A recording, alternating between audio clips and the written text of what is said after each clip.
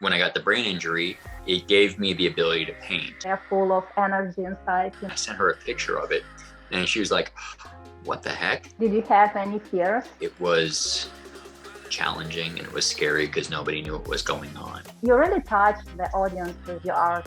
And that's my whole goal, is to make the invisible people visible. If you had to say like one thing to everybody, like what would your message be? I want to just try to bring a little bit more beauty into a very ugly world. Like, you create a painting, but this painting is like alive. I want people to feel like they can do it too. People who are struggling. I don't like it, but I do it. I don't need this to be who I am.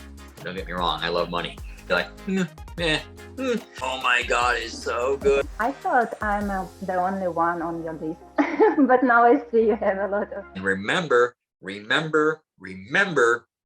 just because somebody else's art is really good, it does not mean that yours isn't. Hello, Dennis. So nice to see you. Yeah. Hello. Your story might be interesting for people maybe who are struggling with their creative ways, you know. Could you tell me more about how did you become an artist? What was your path of your transformation as an artist? Okay, yeah, absolutely. And thank you very much for having me on today. You know, we've been friends for a long time.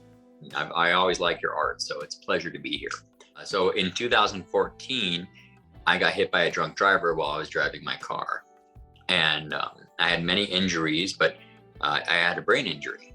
And when I got the brain injury, it gave me the ability to paint. And the way that happened is that while I was in therapy, in physical therapy, because I had a lot of injuries after the accident. I had the bones broken in my face up here, which made me lose all my teeth. My teeth got knocked out, and you know, my hand got disfigured and broke all the ribs on this side, and separated the ligaments here in my neck, which was not much fun. But the brain injury was really tough because I was having severe hallucinations, and I basically lost my mind for about 1.5 years, like complete personality shift. It was really, really tough. But when the neurologist I went to for therapy explained that I had a situation called post-concussive syndrome, and he suggested to my girlfriend at the time that I not be around any big stimulation. So no bright lights, no flashing lights, nothing that was too intense, and to find some quiet hobbies. And one of the quiet hobbies that was suggested was painting. So she went to the store and she got me some little canvases and some acrylic paints and left me with them. And they sat there for a while. I didn't even have the urge to paint. I've never been an artist, or really, I never really cared about art at all. You know, it was never my passion or calling. I worked in finance at the time. I was worked in banking. One of the days I was bored, so I saw the paints and the canvases there, and I said, "Oh, I'll play with these." And I started doing a painting, and it turned out to be really good, because what was happening is that I started, it just felt intuitive to me, like everything just kind of happened. Like I knew where everything was supposed to be and how everything was supposed to go. I could kind of visualize how to get the colors and the values that I wanted. It was just like riding a bike, you know, it was easy. And I texted her and I said, "Hey, I'm doing a painting and it's good." And she was like, "Oh, that's nice. I'm happy for you." And I sent her a picture of it. And she was like, "What the heck?" You know, like, where did it come from? The painting got put on Facebook, and somebody was like, "Oh, hey, can I buy that? I like that a lot." It's like, "Oh, neat." And that really was the start. I paint a lot sometimes, and I won't paint for a couple months, because it's still, art is,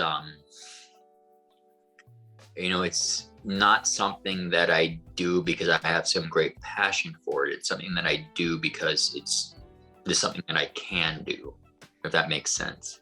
It's very interesting how art intertwined with our psychology and with our inner how to say, emotions and inner experience. I don't know if I can say that. I see your works, and it's very inspiring, and they are full of energy inside. And I like your works where you touch social themes, like you have a series. Yeah, could you tell me more about those paintings? How you came up to this painting? What's the background of these paintings? Well, that's a very good question. I showed those paintings for the first time at a show that just ended last week here in Cleveland at Kaiser Gallery, and the show was called The Weight of Time, and the theme was paintings that were created during the lockdowns, right? Because when the lockdown started, I was in Los Angeles, and we couldn't really leave the house at all for a couple months, and so my partner and I we didn't have much to do, and luckily I had a lot of Frederick's canvas and I had a lot of paints, and I said, I'm going to use this opportunity to make some really large scale intricate work, because we couldn't do anything else. So I got to start painting scenes of what was going on at the time in Hong Kong and in Paris with the Yellow Vest protests. I think those are meaningful things, because I feel like people rebelling against the state is important. I think that people need to have a voice, and one of the things that I can do on my part is, as an artist, to amplify and express myself and my voice, and be inspired by those people who are actually out there doing what they need to do in the streets. So I started painting very large format paintings of the protests going on, because I thought they were important, and I wanted to give more exposure to that and use my voice and my platform as a vehicle to do so. And I did a series of, I think, 5 or 6, and each painting took 60 to 80 hours. They're quite large and they're very detailed. But it was a wonderful experience. And looking back on the lockdown at the time it was challenging and it was scary, because nobody knew what was going on. Yeah. But looking back on it now, definitely some of the most fun I ever had in my life. Did you have any fears during creating this painting? Well, it turned out that some of the scenes I painted from Hong Kong actually, in their own way, went viral and got shared and spread by some of the groups out there, the protest group. And it was interesting, though, because I feel like a lot of the galleries, even out here in America, are so deeply entrenched in the Chinese art market that it really kind of hurt any aspirations I had of breaking into the Asian art market. And that's totally fine with me. People can keep their money. I don't need it. I don't rely on art to make a living. So that gives me a certain amount of freedom to paint whatever I want to paint. And, if the Chinese Communist Party doesn't like it, even better. So I'll paint whatever I want, whenever I want, and say whatever I want. And if people don't like it, great. I'd rather do something that's meaningful to me as an artist and a creator than have to bend the knee and smile people who I feel maybe don't care too much about human rights. Have you ever struggling about your, if you are good in art as an artist? Every only every. I think that most artists I know, and I know a lot of artists, a lot of fabulous artists, and I'm not just talking about painters. I know people who write books and poetry. I know people who are tattoo artists. I know people who do watercolor. Most if not, I think every artist I know feels like a bit of an imposter most of the time. Yes, exactly. Yeah, my art isn't good. Everybody else's art is really good, but mine's not that good. And we get in the realm of comparing what we do to what other people do. And one of the neat things I think about art is that it's all very different and it's subjective. Whereas with music, because I also play music as well, Yeah. two people can play the exact same song and it's going to sound the same way. But what's neat visual art is that over time, people tend to develop their own style. And I don't want my art to look like anybody else's art. I want my art to look like my art, right? And it's hard to say, oh, this artist is better than another artist. And that's not true, because it's all depending upon the viewer who's looking at it. Because I believe that art is a mirror. And when people look at art, they're going to see whatever they're experiencing at that moment in time in that art, if that makes sense. So if one person looks at your painting and another person looks at one of your paintings, the exact same painting, they're going to get a different feeling or emotion from what's going on that canvas based on what they're experiencing. It's so true. I know it's not right, but it seems unfair. To entertainers, the first time that you introduced me to your friends, and you could tell that I was nervous, so you held my hand. You really touch the audience with your art. You touch me, for sure.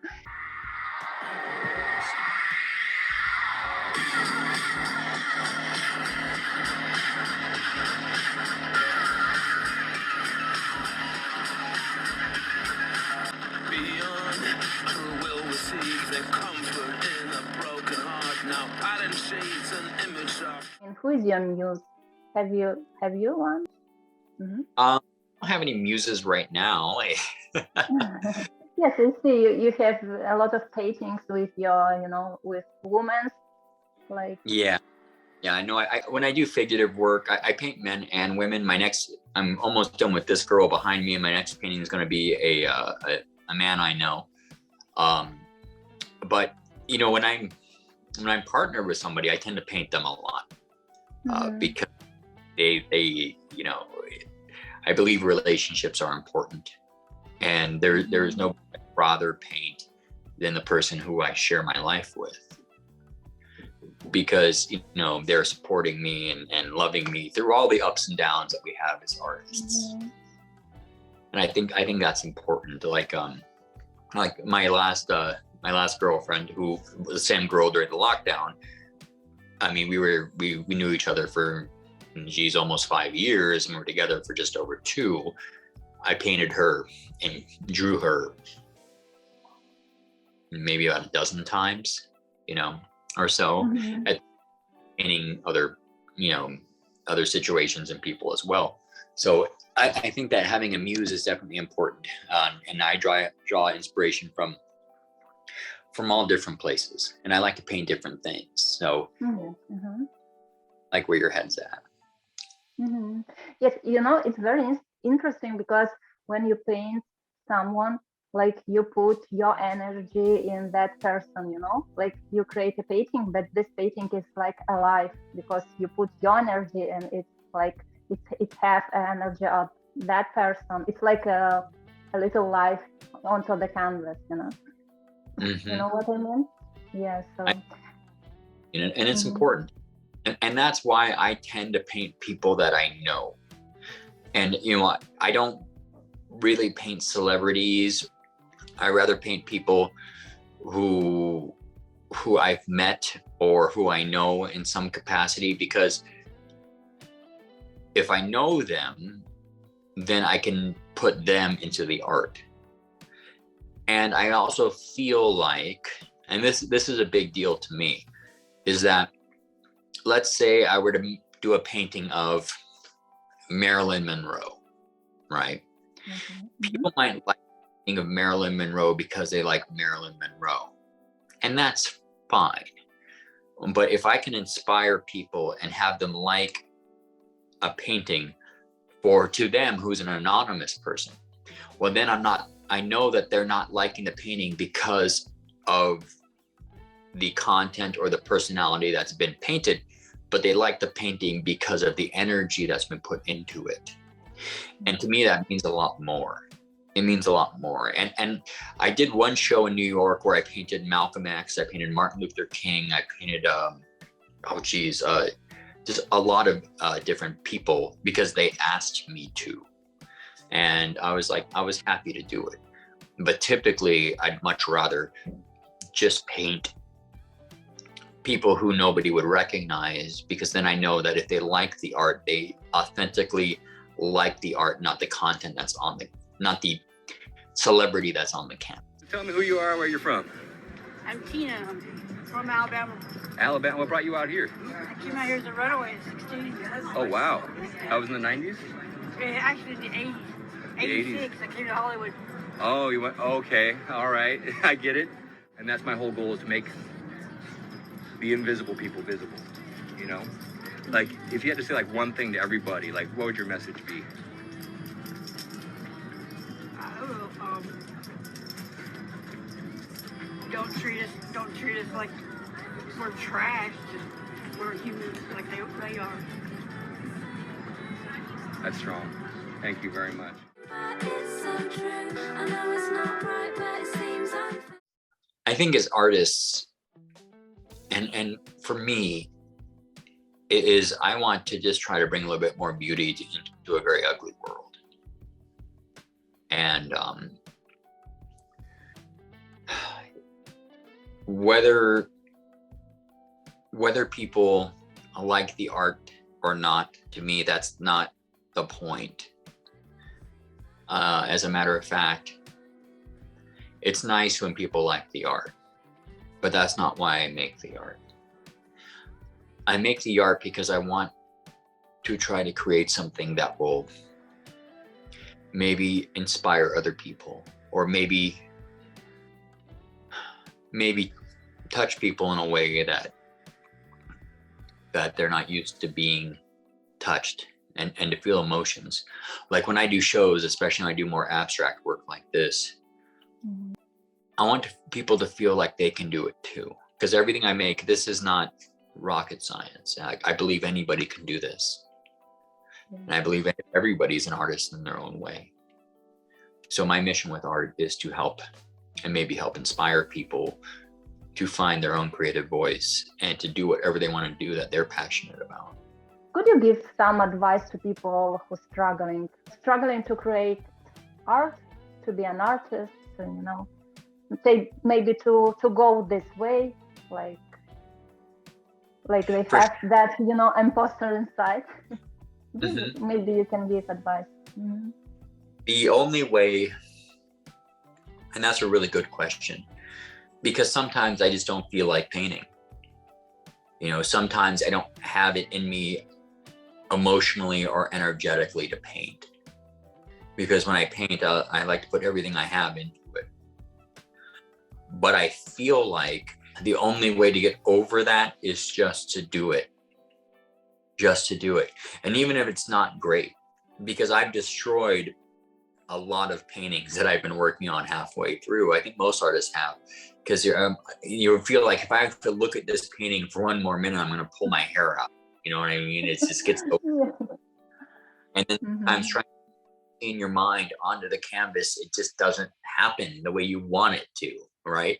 And the paint's not doing what the paint's supposed to do, and the colors aren't doing what the colors are supposed to do, and you just But I feel like you just have to keep doing it. You just have to keep doing it. You just have to keep moving forward. You know, if you don't feel like painting, paint. You know, if you don't feel like writing, write. It doesn't mean that it's going to be great. It doesn't mean that it's going to be good. And it doesn't have to be great. It doesn't have to be good. But just doing it and doing it and doing it and doing it. It's like going to the gym, right? Like, I don't like getting up at 4:30 in the morning and going to the gym and working out every day. I don't like it, but I do it. Why do I do it? I feel good when I do, right? So it's I think that's a big part of it. A big part about being an artist is to accept and be okay with knowing that the next painting you do is not going to be is not going to be superior to the painting before it, but it's the creative process of just creating. And even if it's for 10 minutes a day, for 15 minutes a day, if you do something that brings a little bit of joy to you and you can get lost in it and you can really be authentic and put yourself into it, that's what being an artist is to me. And whether you're a writer or if you're a poet or if you love to cook or if you build houses or whatever it is that you do, if you put your soul and your essence into it and your passion into it, that's what it's all about. It's not about the final outcome, because who cares? Process along the way and exercising, maybe just a little bit exercising those demons that are in you and helping get them out for one more day. It must be like a daily routine, yes, to create something, to do something, a little step to your artistic journey and to your becoming an artist and becoming a successful artist. Maybe. Do you think you are a successful artist? I think I'm successful. And being a successful artist, to me, the definition of that has changed a lot over the years. Mm-hmm. Because I have a lot of friends who make an awful lot of money making art. But then again, they're trapped into doing the same thing every day. They have to make sure that all the paintings look like the paintings before them. Because when you get into that realm of being a professional artist, you're locked into a certain style. Mm-hmm. You're locked sure that all your art looks similar, because collectors won't want to buy it if by instantly looking at it they can't tell it's made by this artist. So what some of my friends do, who are very well-known artists, is that they'll create a second Instagram page where it's completely anonymous, and they'll do the other stuff that they're really interested in producing, and then their cookie cutter art, the art that they use to make money, is on their main page. Mm-hmm. For me, I don't rely on art for my income, and I don't want to rely on art for my income. I want to make art and have it look like whatever I want it to look like whenever I feel like it. And nobody's going to tell me what to paint or when to paint, unless I get a gallery show and they're like, hey, we have an idea and here's a theme. And if it's something that I want to do, I'll do it. If it's something I don't want to do, guess what? I'm not going to do it. And that's the way I choose to live my life. Nobody can tell me nothing. And if it's cool, and if I feel like, especially charity, like I love doing charity work. People come to me like, hey, would you donate art to charity? Well, what's the charity? And if I feel like it's a worthy, good cause, absolutely. Take the art, sell it for as much as you want to sell it for, put 100% of the proceeds to the charity. I don't care. You know what? Because I feel like I'm a very fortunate person. I don't need this to be who I am. And being a successful artist to me means making art that you feel good about, that you feel authentic about. It's not about money in the bank. It's about, although money's awesome. Don't get me wrong. I love money. But if I care about making money with art, I would be painting Marilyn Monroe every day, or I'd be painting, whoever is the famous rapper or pop singer. But I don't do that. I rather create from the heart than be a slave to pop culture. Yes, Jenny, I hear you, but anyway, you have your own style and your own touch, and even if you would paint Marilyn Monroe, I would recognize that it's your painting, that you have that touch. So yeah, but how do you navigate? How you find your maybe way to monetize art? Well, to monetize art, you can do it in several different ways. I know people who make good money off of print-on-demand sites like Redbubble and Teespring and stuff, and that's cool. And I know people who make good money just painting celebrities or painting icons like that, and then they sell prints on their own website, and they make tons of money, like crazy money, and that's great. That's awesome. And don't get me wrong, I don't judge anybody for what they want to do with art. Just because it's not my way, my way is not right, their way is not wrong. It's just the way I do things personally, right? I know artists who do very well in galleries. I know artists who do very well, just going to art fairs and selling their art, local arts fairs. If somebody's brand new and just starting off making art and they want to do what I want to do, because I primarily like to do gallery shows. That's what I like to do. What I would recommend is, number one, get on social media and have a page that's just your art, right? And, and feel free to also use your voice and be authentic, because people want to, I feel that people care more about the artist than the art. Like, it's the personality behind the person that makes the art. Like what first attracted me to you and your art is I like the way you do things in your creative videos, and I like the way I'm watching you evolve over the years, because we've been friends on Instagram for what, 4 or 5 years? Oh, maybe, yes. So get on social media. Then what I would do is I would find local galleries who do group shows, right? Because you're not going to get into you're not going to do a solo show. You're not going to do even like a show with like only 2 or 3 other artists in a big local gallery when you first start off. So there's group shows where there might be 20 or 30 artists in, and you might have to pay like a $30 or $40 fee to hang each painting. But go ahead and do that, and just get your art out and get used to people looking at your art, because it's very different than posting the art online than to sit there and watch people walk up to your paintings and be like, doing that, getting into that energy is important, and realize that not everybody's going to like what you do, and that's okay too. But as you start doing those big group shows, you're going to start meeting other artists. You're going to start meeting the people who own the galleries and the spaces and the people who do the curating for them. And you'd be like, hey, hi, I'm Danny Greene. Really nice to meet you. What else? What's coming up next? I'd love to be a part of it. And that's how I got my start, doing big group shows, and then meeting people, and then doing more higher end gallery shows. And then I did museum shows after that. And I've had the opportunity to do shows all over America and even in Europe. But that's how I got my start. And if that's the path you want, that's awesome. If you want to be somebody who makes art specifically to make money, and you can certainly do that, you can get into the world of NFTs, and I'm completely ignorant to that, so I don't know anything about it, and I'm really not interested. Or you could get into the Teespring mode and in the Redbubble mode and find people on there who kill it and who are doing really well. And feel free to message them, because most people, if people message me and they're like, hey, how do you do this? I'm happy to tell them. I'm like, well, I did A, B, C, and D. And that's how I got there. Because, we're all supposed to, there's enough abundance to go around in the world where it's not like if somebody else becomes successful at art, it doesn't take away from me. I feel like a lot of artists are very competitive. They're like, oh, well, I don't want you to do better, because then it takes away from me. Whereas the most successful artists I know, they're more than happy to help everybody and see everybody come up and do better. They want to see other artists be successful. And I think that's important too.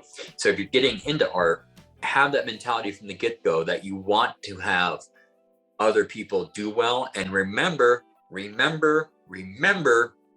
just because somebody else's art is really good, it does not mean that yours isn't.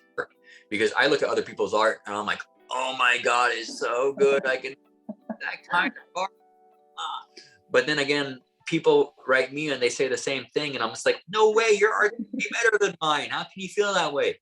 And I've had like people that are to be superstars, like, and I'm not gonna name names, but people who I really look up to, and they're like, you inspire me. And I'm like, what?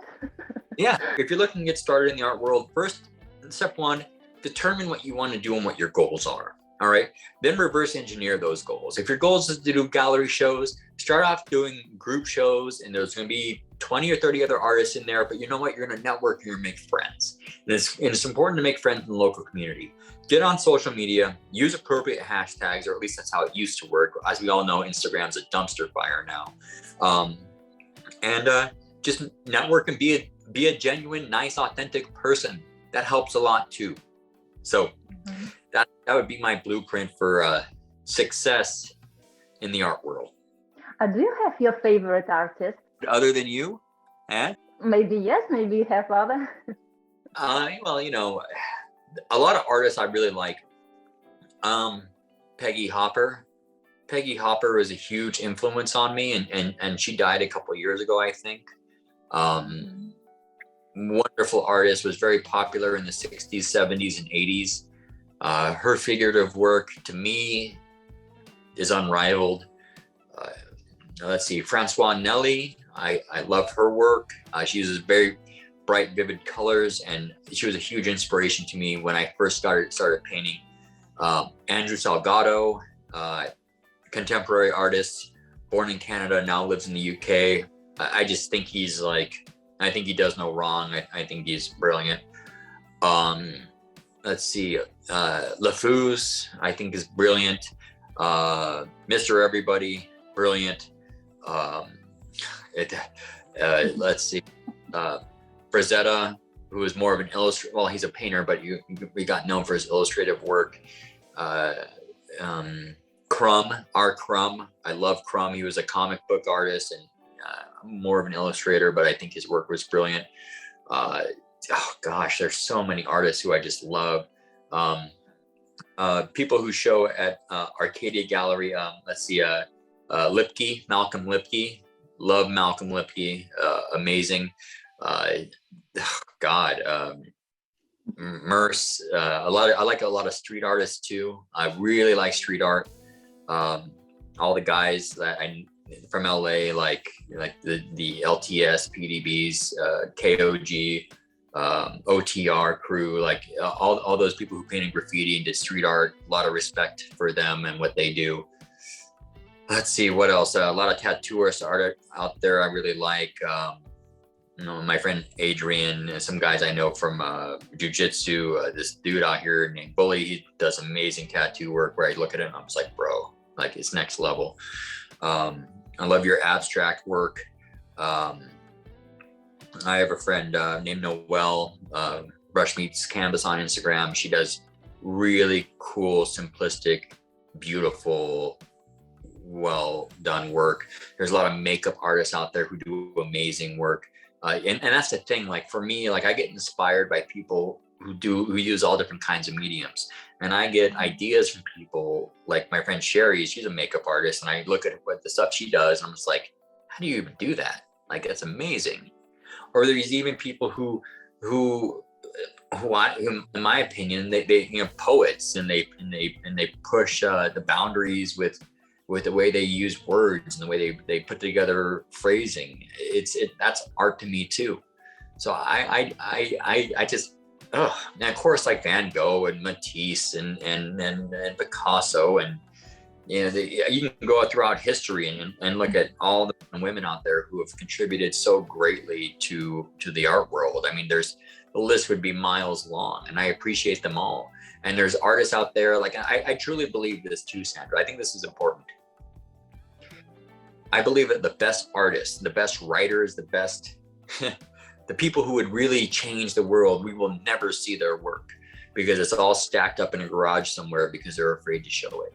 I believe that somewhere out there, there's a woman or a man who's making the most beautiful art that nobody's ever seen because they don't believe in themselves. I thought I'm the only one on your list, but now I see you have a lot of your favorite artists. Do you have your dreams project? My dream project, what I'd like to do or what I've done that I thought was really cool. You can share both, yeah. Okay.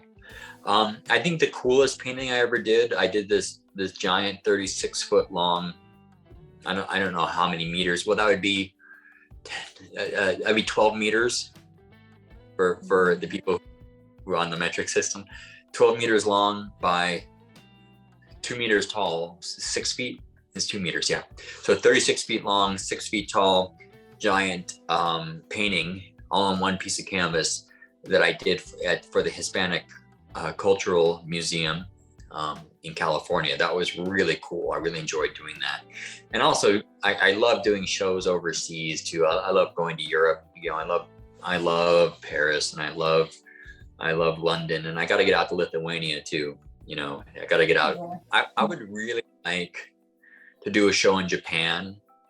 I think Japan would be, I really want to go back to Europe. I hope that we can all travel freely again soon, and get out there, because I love to travel. It's like one of my favorite things is to go out and get lost and go somewhere where I don't speak the language, and get new perspectives from people. I think that's a big deal, especially Europe. I love going home to Europe. And usually when I come back, I'm very, very grateful. But did you know that Lithuania is in the center of Europe? So you can think here in Lithuania. The thing with Lithuania is I want to come out and visit. I want to come out. Like, it'd be fun.